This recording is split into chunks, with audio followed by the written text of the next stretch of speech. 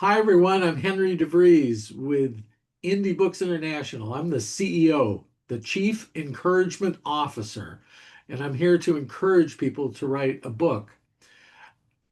I once, I didn't intercept it, but they copied me by accident on an email chain, and it was from the LA chapter of the Institute of Management Consultants, and they were discussing if they should invite me to come speak. And inadvertently, they had copied me on this email train. And I got to read what everybody said, going back and forth about whether we should have Henry speak.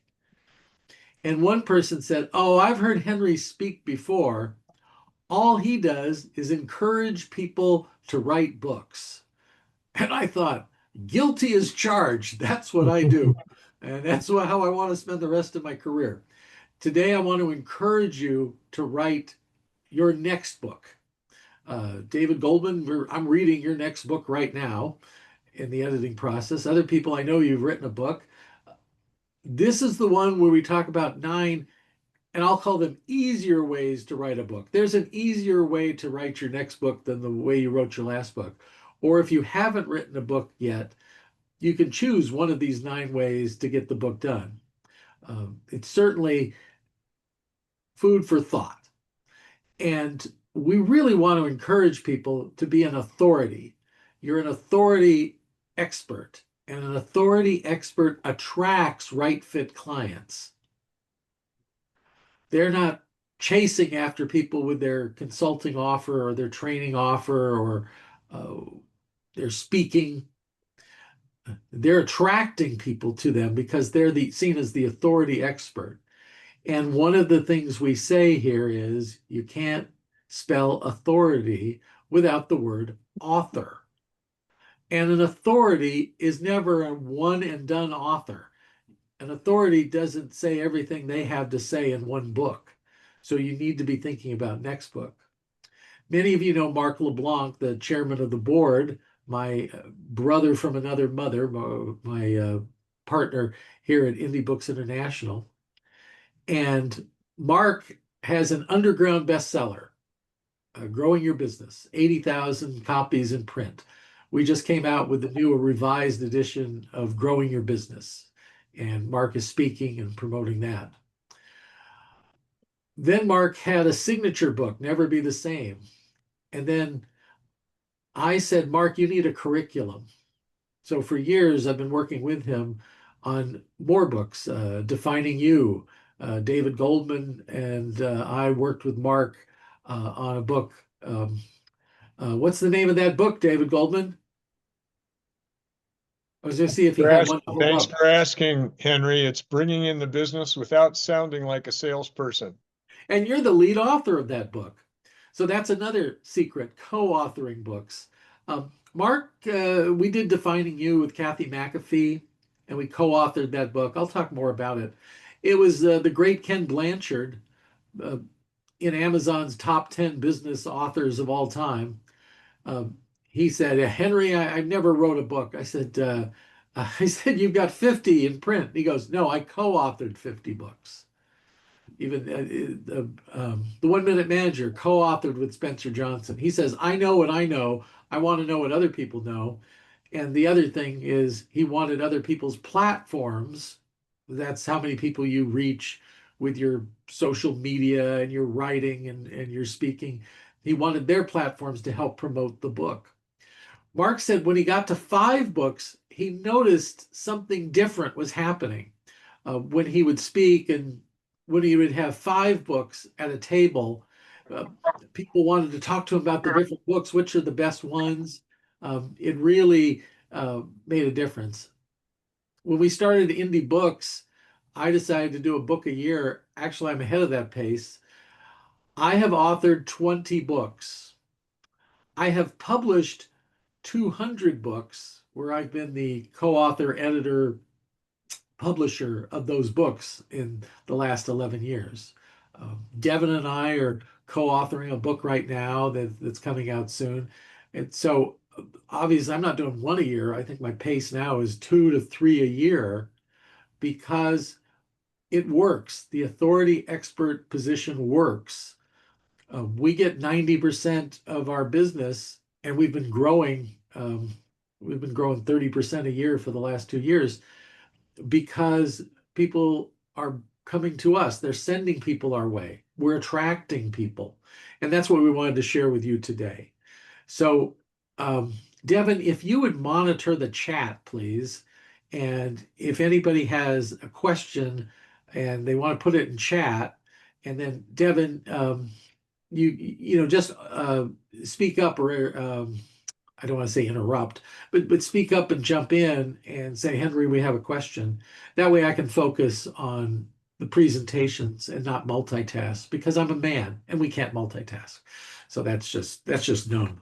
Let me give you the 9 without further ado. The first one is blog to book.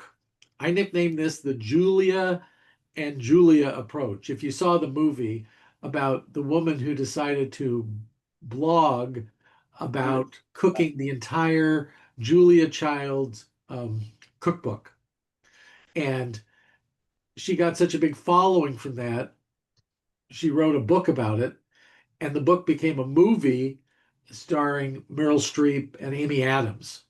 And sure, you're not going to cook everything in Mastering the Art of French Cooking and turn it into a bestseller, but you can use your blogs or your articles to work up toward a book. So for 7 years, I was paid to write a column for Forbes Digital. Um, I used to work for the Associated Press, and we had a saying, you can't spell the word cheap without the letters AP. But Forbes gave them a run for their money, and I had to do a weekly, I'm sorry, had to, wrong language. I was allowed to, I had the privilege of writing a weekly column for $50 a column for 7 years. Well, I mean, that's a treadmill. That's like the old Dunkin' Donuts commercial. If you ever saw that with the poor guy who wakes up at 4 a.m. I got to make the donuts every week. I got to write the column. Well, in the course of that, though, I had 350 columns, which I've used many of them, the best, in the books I've been doing. So that's a blog to book strategy. The second strategy is the co-author strategy. I wanted to share that. So I told you the um, Ken Blanchard story. We call this the gym buddy approach. It's easier to go to the gym if you have a gym buddy. Um, I picked up running when I was in college uh, because there was a woman on the track team who wanted a running partner in the morning. And I was all for that. And we've been friends ever since. So, who's the person you can write with? Um, my first book, Self Marketing Secrets, I went and found a co author, someone who had already written 8 books. So I figured they knew how to do this. You come up with an agreement. You have to have an agreement. It's only like 1 page, but one of the points is who's going to own 51% of the book and who's going to be the lead author. Um, I made a mistake there. I went 50-50. Well, what happens is in subsequent years, when you have to make decisions, if the two of you don't agree, then you're stuck with that book. So that's why I've never had a second edition. Now, uh, my co-author, Diane Gage, was a good friend, and she's passed on. So technically, I don't know if I have to go to the heirs or whatever. So it's just like too big a hassle. You go in a different direction for that. But I don't want you to make the mistake. We are matchmakers here for a lot of our authors. We put people together to co-author. Um, one of the dirty little secrets is it cuts your work in half and it cuts your investment in half, but you still get to show your book and be the author. So that really works. Um, a third way, developmental editor. People use a developmental editor. A lot of people get confused on what a developmental editor is because they think of the editor as the person who goes over the manuscript and makes sure you spelled Walmart right and make sure you didn't capitalize something that should be capitalized and vice versa, and that you used, when you wrote there, did you write it as THERE, THEIR, THEY apostrophe RE? Which did you use the right one? It's and it's. Which one has the apostrophe? So all these rules, grammar, spelling style, they're thinking of that as the editor. Okay, that's a copy editor, also called a line editor. But a developmental editor is a different beast. Um, my nickname for this is the Charles Dickens approach. So we all know Charles Dickens, the author of Oliver and Christmas Carol, David Copperfield. So a successful novelist of his time. Actually, he self-published, I'm sorry, indie published. He indie published A Christmas Carol. It might, when you look at, dollars and for inflation, all that, probably the most lucrative indie published book of all time. His publisher for Oliver Twist rejected it because a silly little Christmas ghost story, didn't see it going anywhere. It's if you look in English literature, more successful than J.K. Rowling, so that tells you something. Uh, but Dickens was friends with other novelists, and they would go to him for help, well, to get ideas and to bounce things off of and create. Um, and then they would thank him as an editor. So that's where the developmental editor came from. He's famous. I got to look it up. Edward Bulwer Lytton credited him for helping him. And that this is the author who's notorious for opening his book with, "It was a dark and stormy night." Dickens didn't help him with that one, but his subsequent ones, he got some help. Okay, so that's the developmental editor approach. That's my favorite thing to do. Our signature offering here is the book Blueprint. I just got back from Durango, Colorado, where I spent 3 days with one of our authors on her second book as developmental editor, and I interviewed her and recorded it. And when I left, she had a skeletal framework of 25,000 words for her next book in chapter order, and gave her feedback as I interviewed her on, oh, that's interesting, move that to the lead. Oh, that part there, I kind of moved down. So developmental editor, co-creator gives you good feedback. You don't credit them on the cover of the book. Some people ask me about that. It's like when it says um, by Ray Kroc with John Anderson. What does that mean? That's a CEO thing to do, is have a with credit, just because they don't want the stockholders of the corporation to think that Bill Gates sat around and pondered what the book should be. They wanted maximizing shareholder value for Microsoft when that was his job. And he was writing books. Well, he would have somebody with, so a noted author with, so they interviewed him. So it's very similar to a ghostwriter, just you're getting credit. And they're getting credit for the reason that they want people to know that they had help from a person. That's the with. But a developmental editor is behind the scenes and isn't there for the glory. As I said, my favorite thing to do when I flew back from Colorado, I started one with another author on their for a second book for them, not with us, but it's their second book, and he wanted to spend 3 days with me creating the book. Okay, developmental editor. The fourth way is called the early riser. My nickname for this is the Deepak Chopra approach. And if you don't know Deepak Chopra, very famous in health, he's actually an MD. Um, Oprah Winfrey discovered him and had him on because he was combining Western medicine with philosophies from India and integrating that, and he has a lot of space in the healing centers and has his own center for that. I was a meeting planner for a conference for the Atlantic Magazine and the University of California, San Diego. We were on the beach there, and he was one of the speakers. I got to meet Deepak Chopra. I did not validate the next part, though. I got this from the LA Times. The LA Times did an article about him where he gets up every day at 4:30, writes for like 2 hours, and then gets on with the rest of his day with all this work and things. I read a book uh, called The 5 a.m. Club this year, and I'm not as good as Deepak Chopra.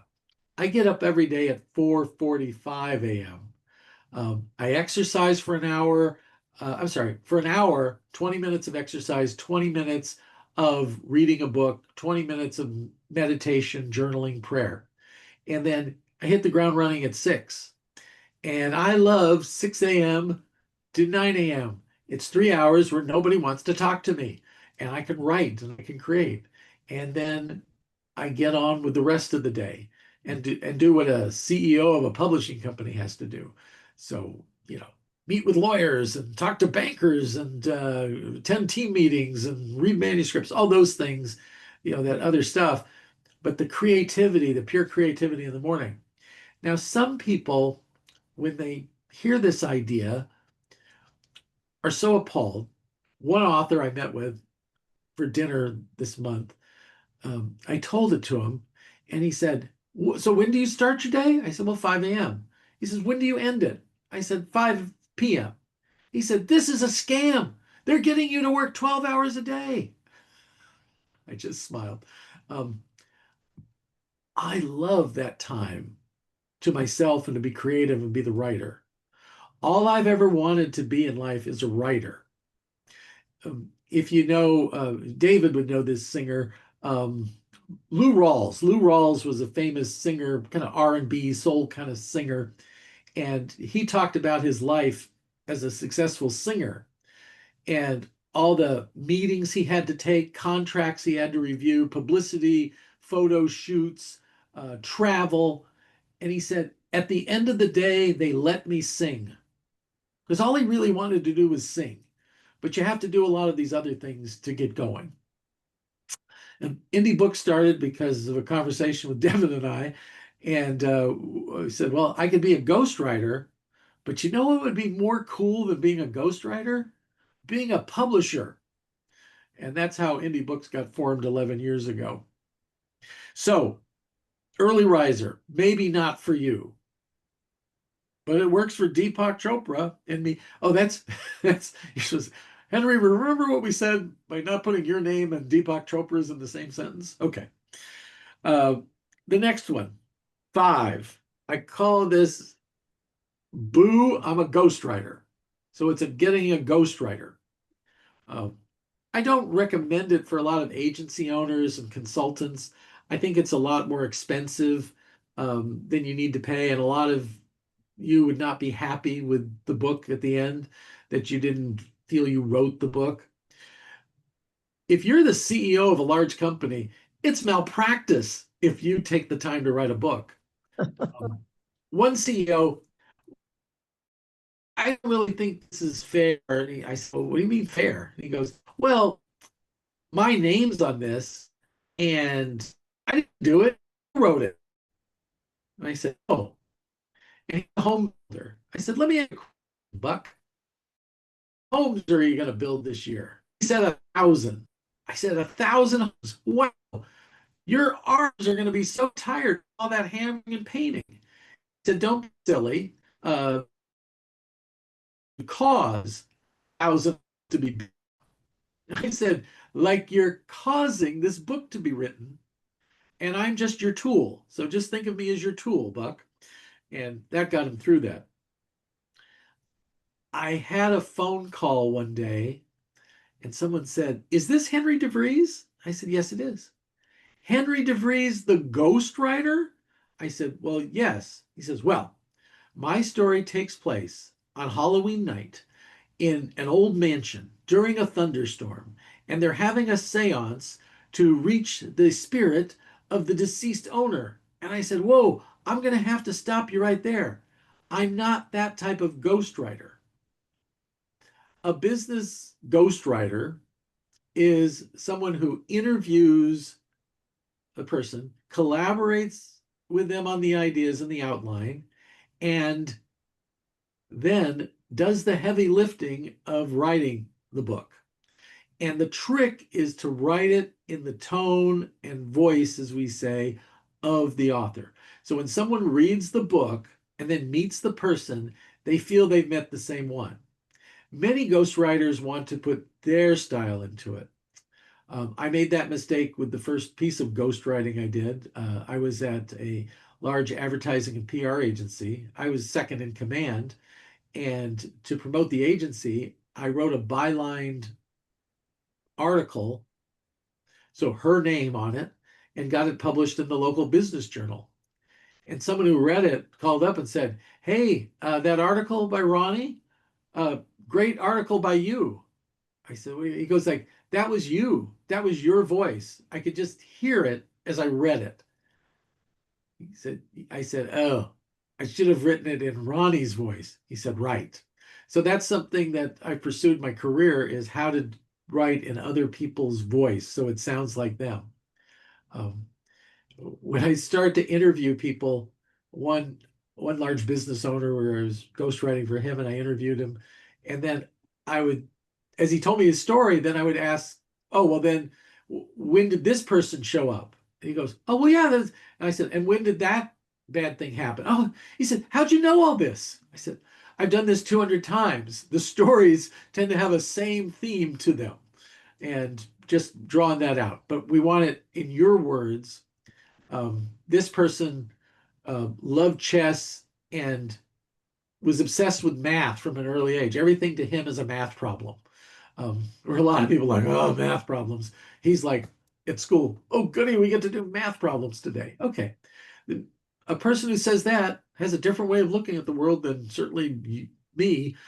So that's what you need the ghostwriter to do for you. Um,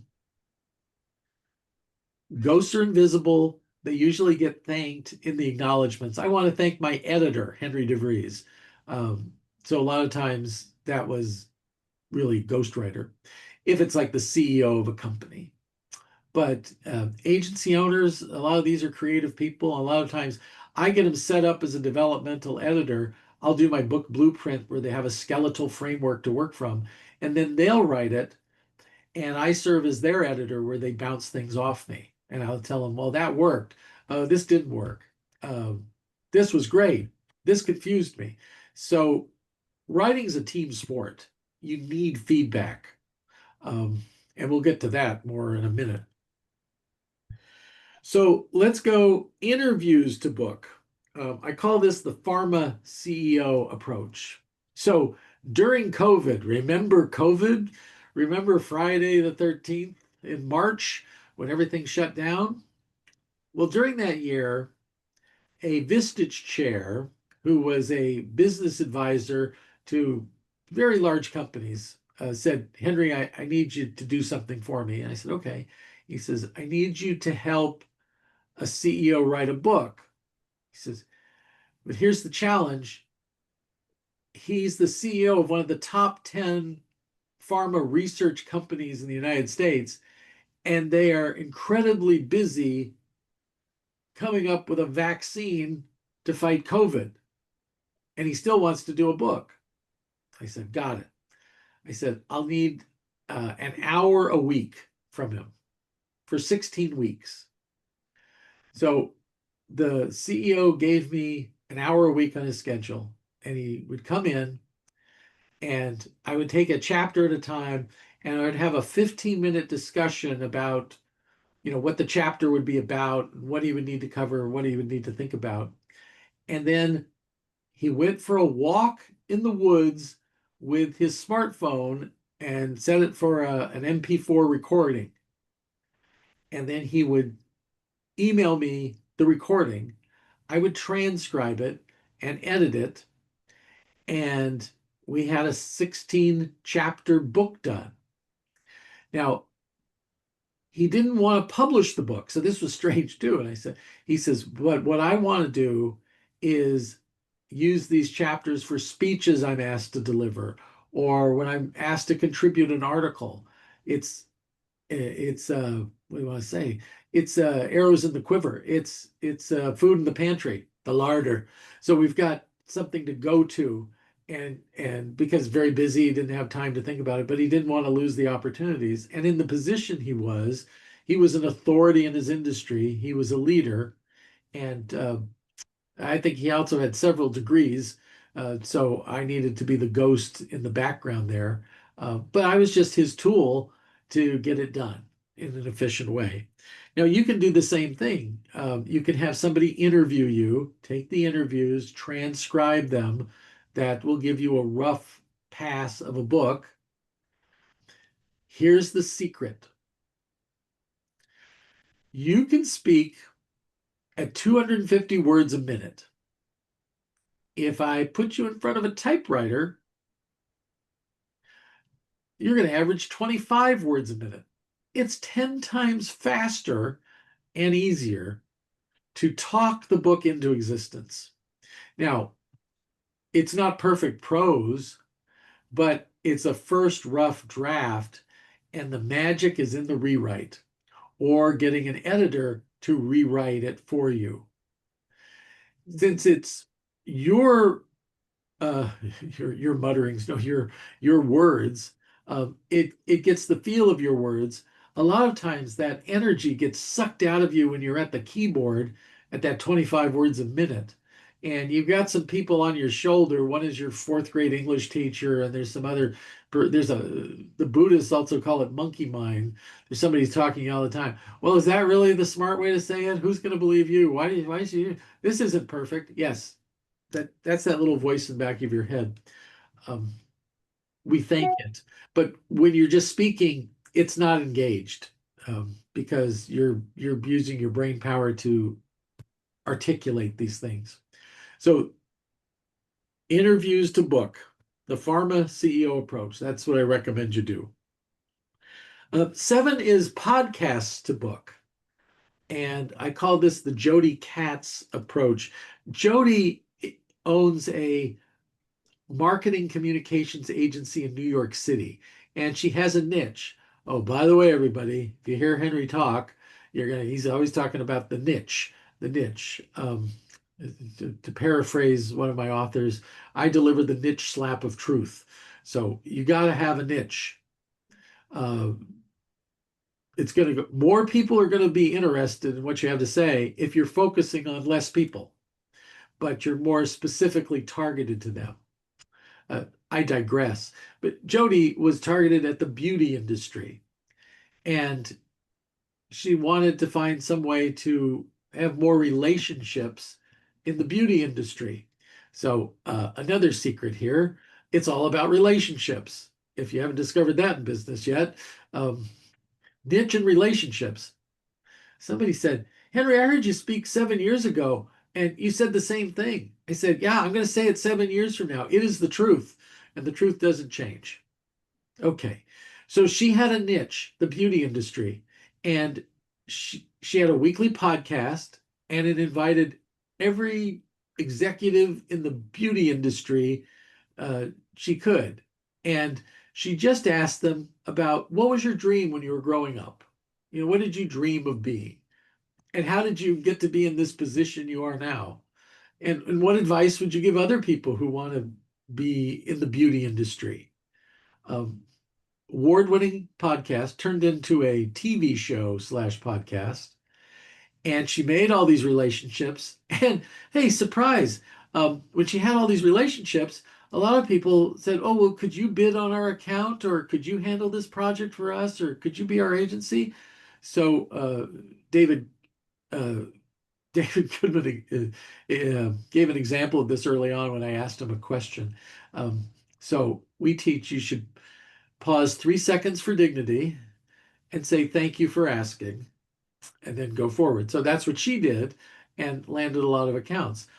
Well, meanwhile, she had this incredible asset. This intellectual property asset was 5 years, figure over 250 episodes with all these people, and transcribed them.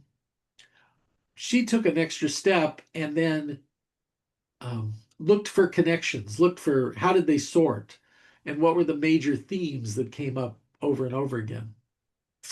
One of the themes was the seduction of success, and that became the title of the book, is what happens as you get more and more successful Um, and if you're not careful, you can lose your family, you can lose your health, you can lose all these other things because you're seduced by, oh, but I'm doing so great, and now I'm vice president or executive vice president, or I own my own firm, and it's all going great. So it was a cautionary tale about that. There are 8 great stories that I teach, and one is the cautionary tale. And the cautionary tale is also called the tragedy or the fatal flaw, the tragic decision, some decision that usually in a movie there's a line where a character says, "Everything's going so well." It's like, oh, that person's doomed because they made some decision that initially was working out great, but then in the end, like in a tragedy, think Hamlet, think Othello, think Lear, there's going to be dire consequences. There's if I study dramatic literature, so if I quote Shakespeare and pardon me, or when I use a Shakespeare analogy, I also use in my teaching. I'll talk about Beowulf. You know that thing you studied in 7th grade, and the English teachers or the foundation of literature came from this Norse tale, and most people are falling asleep. I have a cartoon that I look at the cartoon every day, and it's Vikings landing on a beach in England, and the English people are running, and somebody says, "Hurry, run! They're going to make us read Beowulf." So I won't assign Beowulf today, the Norse legend. But it's a cautionary tale uh, too. Now, podcasts to book. So you've got an asset there with podcasts. You can use it several different ways. Some of my mentors say on the podcast, um, make them video. That's why I do a weekly TV show. Make the video because then you have video clips you can use in promotion. Um, but video and TV just sound cooler than a podcast. You can make your video show a podcast, put it on Spotify and iTunes, just the audio track. So it has all these advantages to do that. And also, you can transcribe them and turn them into articles. So reduce, reuse, recycle. Recycle your material. Also, those podcast transcripts, as I just said in Jody's case, can turn into a wonderful book. That and now being a podcaster, an award-winning podcaster was nice. Being the author of a book has a lot of cachet, and that's really helping her build upon that authority power she has in the beauty industry. Uh, I'll go to the next one: workshops to book.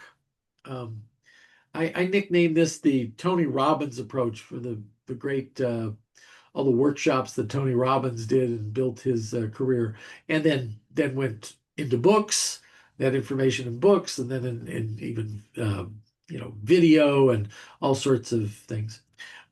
My intellectual property attorney was the intellectual property attorney for Tony Robbins. So I got some interesting behind the scenes stories with Tony Robbins.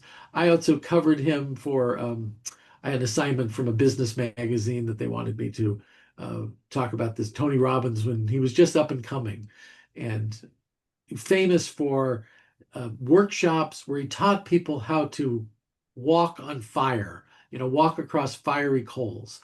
So this was like his, I don't want to say gimmick or shtick, but it's something that made him famous. And the attorney and his wife explained to me how it worked. So I hope the magic trick is not going to be so magic now that I tell you.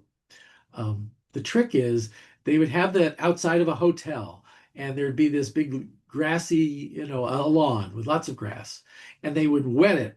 We would take hoses and have the lawn like soaking wet, and you have to take your shoes off, and don't have long pants on this. Shorts recommended, and then you walk through the wet grass.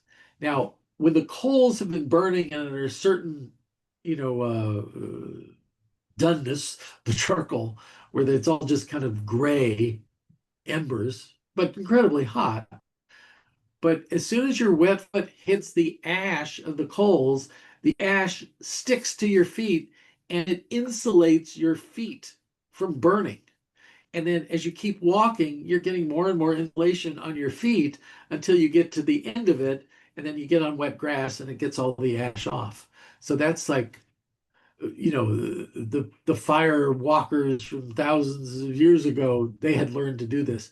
I'm wondering who the first person to say, hey, let's try this was. I haven't figured that one out yet. Um, or they said, here, I want you to try this. Get your feet wet and walk across the coals and see what happens. So, but somehow human beings figured it out. Human beings are smart. I in Colorado when I went there, I lifelong I wanted to see the Mesa Verde National Park, and this is the Native American, I should say, Native American um, cliff dwellings, where under a big cliff they built like these giant adobe structures.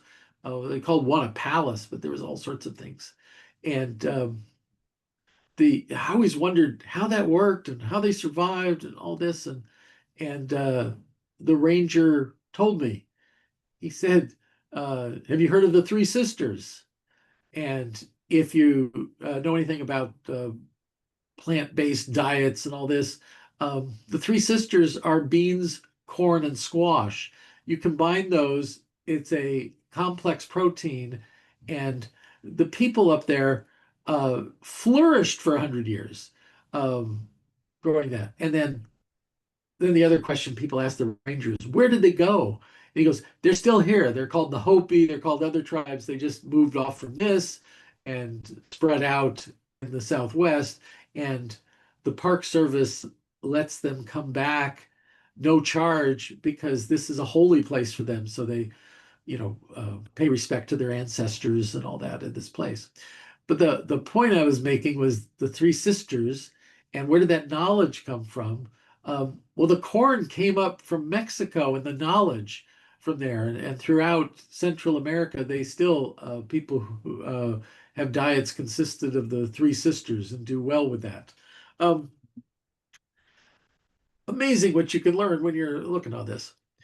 Um, the workshop, what I learned is I had an author who, or actually a potential author, he wanted to be an author, didn't know how this whole book thing would work, but he was the Vistage Speaker of the Year. So Vistage is a peer-to-peer learning organization for CEOs. Last I checked, they had 25,000 CEOs who meet monthly. They get speakers in on a monthly basis. I know some people on this call have been involved in Vistage, and Dean was one of the top. He was Speaker of the Year and had this amazing workshop. And I said, Dean, fly me in to wherever you're giving a workshop, have me attend it, have me record it, and I'll turn that workshop into a book. And that's what we did. So a lot of people don't know about their hidden assets. They might have a successful workshop and go like, how am I going to write a book? Well, that workshop that you've honed, and if you've been giving a successful workshop for a while, I did a Persuade with a Story workshop 50 times for Vistage around the country. You get better. Um, it reminded me of the comedian Chris Rock before he would do something like the Academy Awards where he would MC it. Yeah, a little unfortunate thing that he didn't rehearse, but in this one, his jokes, he would go out to comedy clubs for a month in Southern California and just walk in and ask the manager, could I have 5 minutes? Well, the great Chris Rock, sure. And he was testing out the material. Dale Carnegie, famous book, How to Win Friends and Influence People. That was a workshop for 20 years. He taught in New York City to help people improve speaking abilities, and we would call it business development abilities. Uh, well, he honed that material, turned that workshop into one of the greatest business books of all time. One of my authors is a high performance coach for CEOs at the Fortune 500 level. One of the things he advises you to do is read a page out of Think and Grow Rich by Napoleon Hill every day, and a page, just one, out of How to Win Friends and Influence People. He said, just develop that habit. It's like the book Atomic Habits, just start small. Um, you don't have to read the whole book, read a page, but read a page every day. Um, I've done that, and that's how I read those books 6 times. Also, I follow a similar path on the Bible. Um, I read a little bit of the Bible every week. Um, so I've read the entire Bible many times over just doing that. It's a slow and steady process. But the point that he had, this coach, about reading a page is something's going to come up and you're going to wonder, well, what should I do? And either Napoleon Hill or Dale Carnegie are going to speak to you. And uh, for mine once, it was Dale Carnegie on what to do when you're wrong. And he said, when you're wrong, you need to admit it adamantly to the person you wronged. And you need to call yourself worse names than they would call you. Well, one time I was with my wife. We were at a shopping center. Uh, I was preoccupied with something on the smartphone, and she asked me if I wanted to go into the store, and I said, "No, I don't want to go to the store." Uh, so that was kind of sharp. That wasn't kind way of saying it. She went in. I thought, "Oh, that's bad. Now I'm going to have my wife mad at me. She's going to come loaded for bear here. Why'd you talk to me that way?" And she came up, and as soon as I saw her, I said, "You married a jerk. What a jerk you married." Just preoccupied and is curt with an answer to you and is unkind. And she said, "Whoa, whoa, whoa. It wasn't that bad. It happens to all of us." Okay. Without Dale Carnegie's advice, I wouldn't have gotten that. But the point is of the story, remember, they came out of workshops, and the workshops are what created the book. So if you have a successful workshop, you have a hidden asset, you have intellectual property. Here's another hidden asset that you have that no one else has: your stories. People ask me all the time, well, what will make my book different than everyone else's book or every other book on the market on this? I said, you have a hidden asset: your stories. Your stories where you've helped people go from mess to success. Human brains are hardwired for stories. Uh, our studies in psychology and neuropsychology have revealed that people don't make decisions with the think it over part of the brain. They think they have it, the stories reside in the emotional part of the brain. That's where decisions are made. That's where you want to reach. You reach them with stories.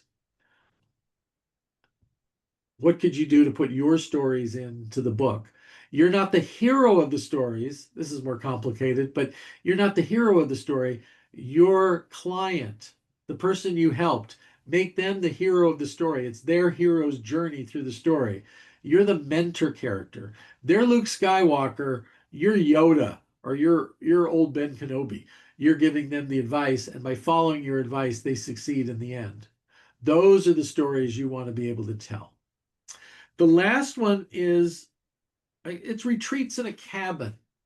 I nickname it the misery approach. It's a joke because I'm using the Stephen King novel and movie. And if you haven't seen it with Kathy Bates and James Caan, he's a writer. And she's a fan, and she locks him in a cabin and makes him finish the book. Um, it's sort of like this is a bad. I was going to say for a publisher, it's like porn. It's like, oh yeah. No, I don't really fantasize about locking my authors in a cabin to make them finish, but some days I would like to encourage them to do that. So this is where I'll say to people, "Oh, you can write that book. Go up in the Adirondacks. Go in the Sierra. Lock yourself in a cabin for a week. Don't come out till the book's done." Now, it's not a joke because I have done it. I've produced a screenplay in 6 days. I've done books in 3 days, locking myself, but I don't go to cabins. I go to resort hotels.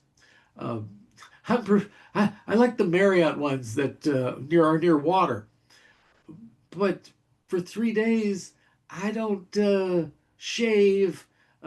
Sorry, I don't take a lot of showers. I don't visit with people.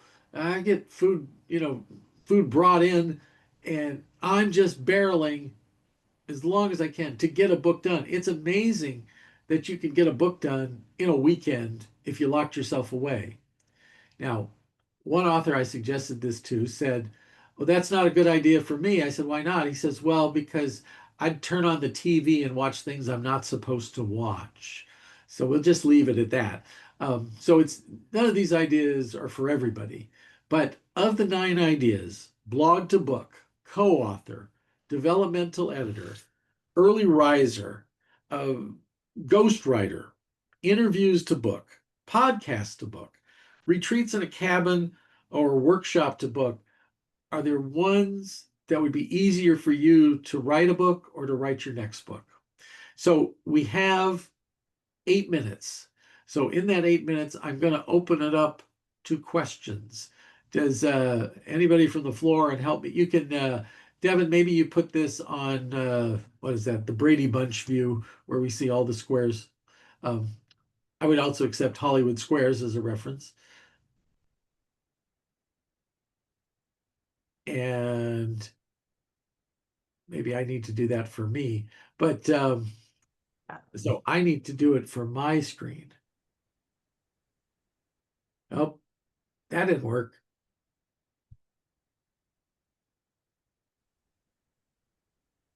View. Here we go. Gallery. Oh, now we got the gallery. Uh, Anybody you can unmute. You can just ask, but ask away any questions. You've got somebody here who's helped write 200 books. What can I answer for you? I like the developmental editor approach.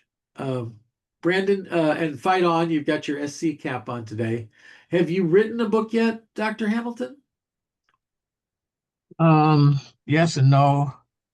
Um, I have 10 chapters of something that has evolved from someone interviewing me.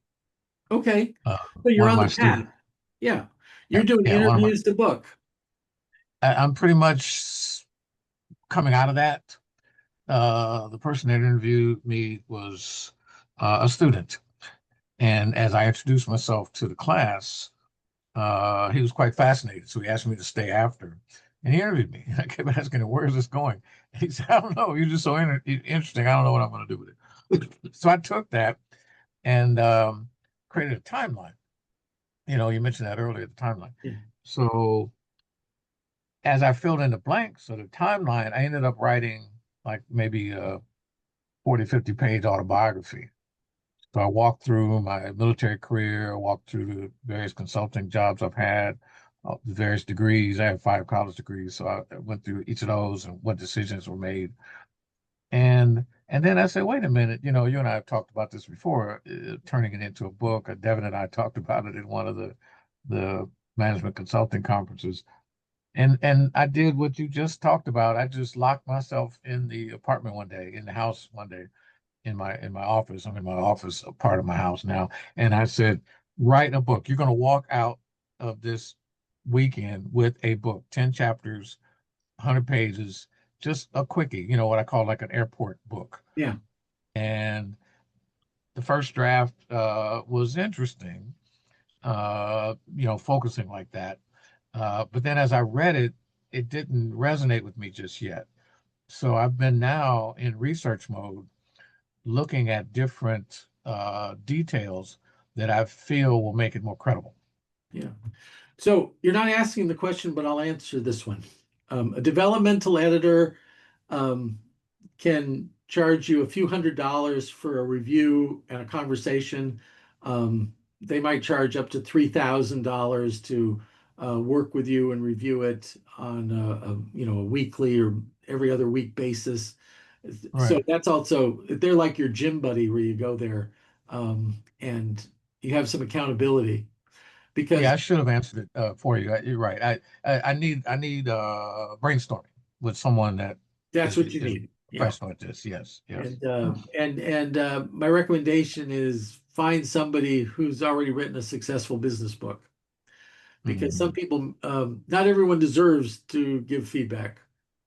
It's just like, oh, bad joke. We were at Comic-Con, and what was that? What's that material that's real tight and clingy? Um, Spandex. Spandex. Somebody said spandex is a privilege, not a right. So there we go. Yeah, As but I someone, have written, I've written articles, journal articles. So it's not like I'm divorced from writing. However, that's a different style of writing, as you know. yeah, Writing to scholars and getting peer reviewed, very different, extremely different. But it's constraining and time consuming and political, trying to get to the editor. So someone turned me on to the book method just about 4 weeks ago. They said, Dr. Hamilton, you need to start thinking about a book because you can come up with a product a little quicker. You can focus on what you want to say, and that's between you and the editor and the audience. So that's another reason why I said, I need to take another look at indie books to see if they can help me do that. So, I'll stop there, but that's what's on my head. well, we would, like the police, the first phone call is free. So be happy to have a phone call with you and talk about it. Okay, any other questions? Good to see you, Jim. Good to see Liz, Pamela. I'm going to see more of you tomorrow morning. Um, David, I'm spending time with you right now. And Keaton, hi, Keaton. Anybody have a question? I have a question. Hi, Liz. Hi. Um, Thanks for doing this. Um, I have a question about AI now. So, are you finding authors are using that in lieu of a ghostwriter as a tool now, or as a, developmental type thing? What are you kind of seeing on that front? One agency president I work with, and they do a lot of work with AI, said, Henry, AI is like your drunk uncle. You're not sure what it's saying is what you want. And it's also, now, we use it for research, but we Mhm. verify. We use it to brainstorm with. I think AI is great to brainstorm with on titles and different things. You would come there. There are people who say, let AI write your book.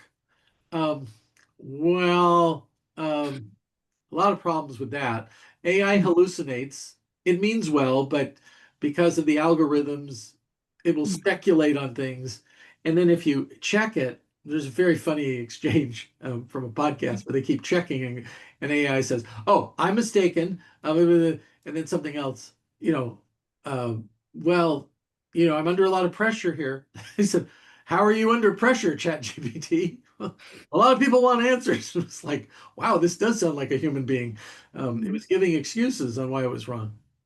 So we do have our very large, our biggest client, um, and they have hundreds and hundreds of financial advisors are their clients, an agency for financial advisors, and they have different packages. And the bottom template AI written book package is turning out books that say the same thing about annuities and Medicare and Social Security and that. And the person gets a name on a book that they give prospects. We're the platinum offer. So Mhm. for people who are really, they're managing, $1 billion for in wealth for people, and they want a help from a ghostwriter who's written a best-selling book about Warren Buffett, and that's me. So Mhm. it's along the spectrum. Mhm. So Liz, long answer to, it's a great tool. Don't depend on it to write a whole book. And Amazon.com has problems with it and does not want to accept a book that is written by AI.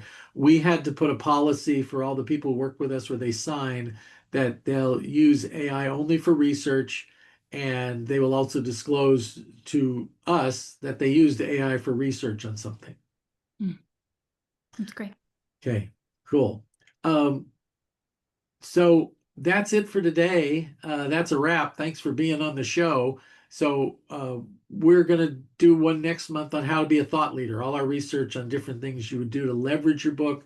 So if you already have a book or you're planning to write a book, or we say you can get a lot of mileage out of a book as you're working on it. And you don't want to be like that person who told me, oh, I'm working, I got a book coming out. I said, when? And he told me like 2 years from now. I said, what, are monks transcribing it?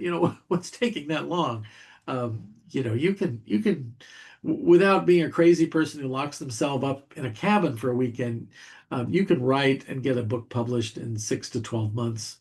And I think that's a sensible pace for people. Okay. Well, thanks everybody. Thanks, Devin. And until next time, we'll see you again. Bye bye.